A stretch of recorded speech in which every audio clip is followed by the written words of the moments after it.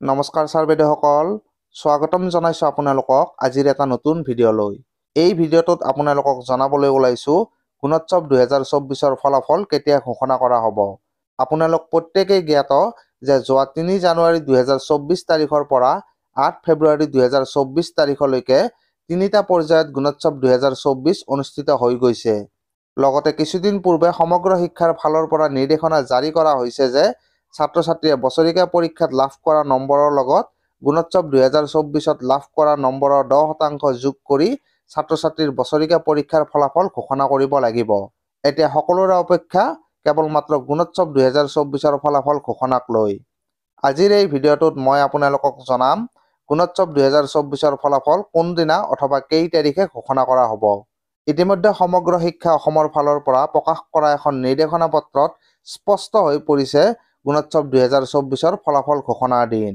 Gunotsav 2023ত A+ গ্ৰেডপ্ৰাপ্ত বিদ্যালয়সমূহক যি অনুদান আগবঢ়োৱা হ'ব, সেই অনুদান প্ৰদানৰ দিন আৰু তাৰিখ সম্বন্ধে যোৱাকালি সমগ্ৰ শিক্ষাৰ ফালৰ পৰা এখন নিৰ্দেশনা পত্ৰ প্ৰকাশ কৰা হৈছে আৰু সেই নিৰ্দেশনা পত্ৰখনত স্পষ্টকৈ জনোৱা হৈছে যে সেইদিনাই গুণোৎসৱ 2024ৰ ফলাফল ঘোষণা কৰা হ'ব।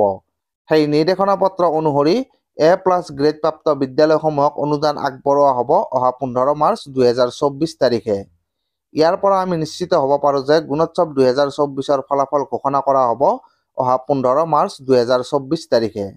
আপোনালোকক পুনৰবাৰ জনাইছোঁ গুণোৎসৱ 2024ৰ ফলাফল ঘোষণা কৰা হ'ব অহা 15 মাৰ্চ 2024 তাৰিখে। স্ক্ৰীনত আপোনালোকক এই নিৰ্দেশনা পত্ৰখন দেখুৱাই দিছোঁ।